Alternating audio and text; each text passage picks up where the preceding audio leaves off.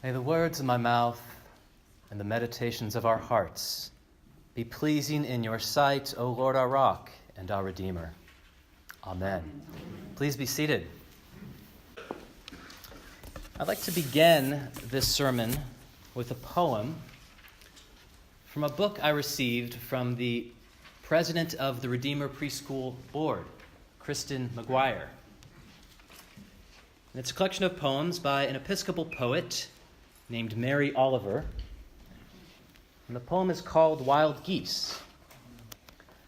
We've actually been singing an abridged version of this poem during communion throughout this season of Advent.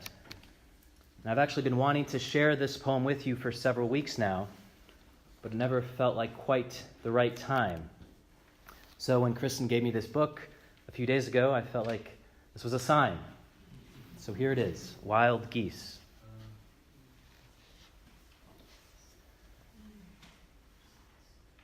You do not have to be good. You do not have to walk on your knees for 100 miles through the desert repenting. You only have to let the soft animal of your body love what it loves. Tell me about despair, yours, and I will tell you mine. Meanwhile, the world goes on. Meanwhile, the sun and the clear pebbles of the rain are moving across the landscapes, over the prairies and the deep trees, the mountains and the rivers. Meanwhile, the wild geese, high in the clean blue air, are heading home again. Whoever you are, no matter how lonely, the world offers itself to your imagination, calls to you like the wild geese, harsh and exciting, over and over announcing your place in the family of things.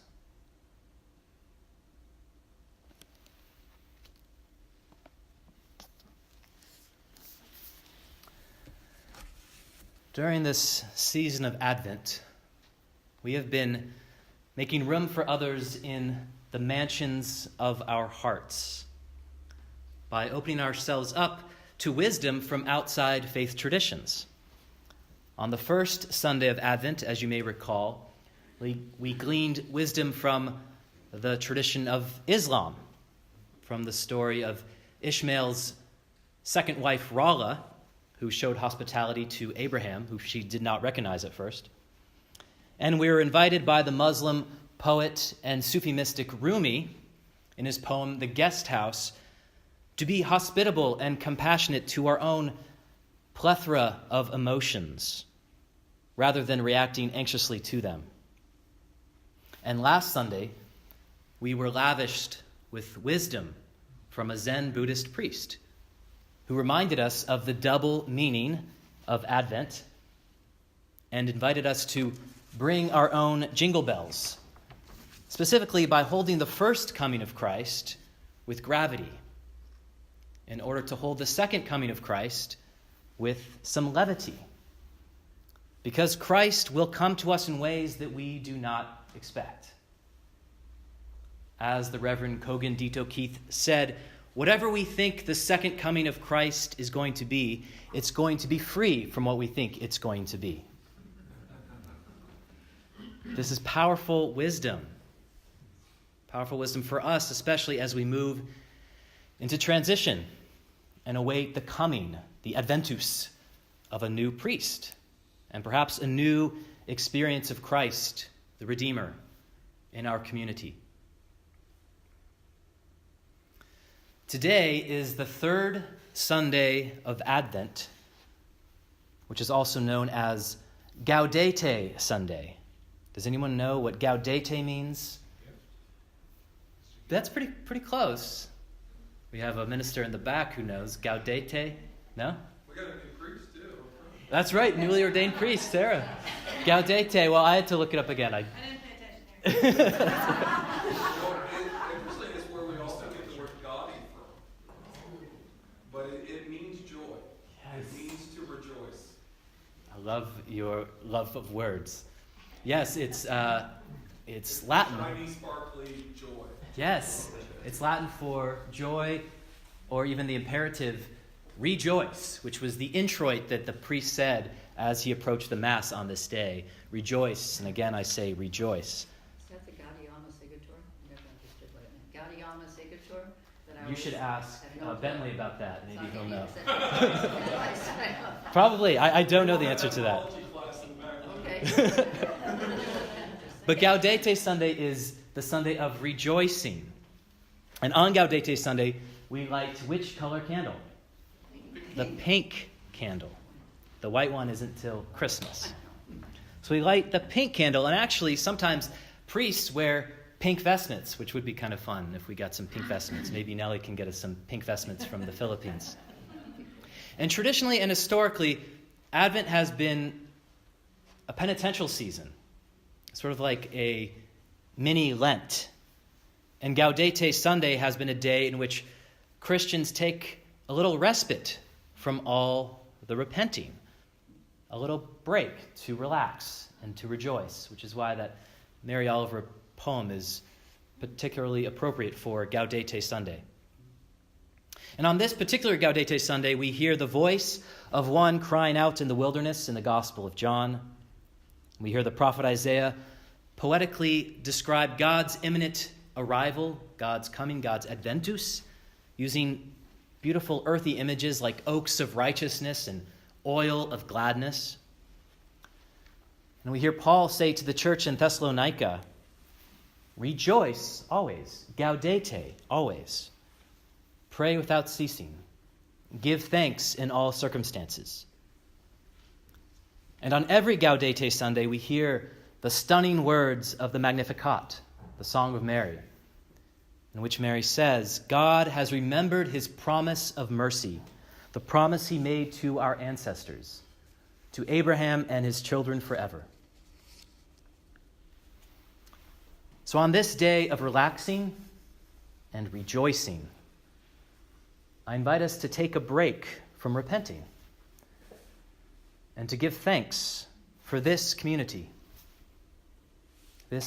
called Redeemer, named after the one who frees us. Mary's song and the other readings of this Gaudete Sunday invite us to find our joy in our connection to our ancestors, to past parishioners and to past priests, to all those who have gathered here over the years, over the 60 years of this community, all those who have gathered around this same altar. The readings today invite us to recall the ways that Christ has already come to Redeemer, so that we can open ourselves up to the next coming of Christ here among us. As Mary remembers her ancestors in the Magnificat, she calls us to remember our ancestors. And Mary has appeared in many cultures. And whenever she does appear, this is actually a very crucial part of her teaching and her message. She says, remember how profoundly and inextricably connected you are to your relatives and your ancestors. And remember how connected you are to the earth and all that is in it.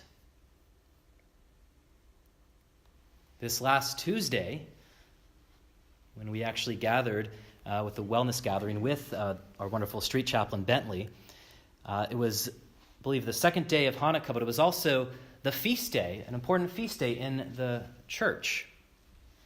It was the feast day of La Virgen de Guadalupe, the Virgin of Guadalupe, who appeared to Juan Diego, an indigenous man in Mexico in the 16th century. And this was part of her message. Remember your connection to God, to the earth, and to your ancestors.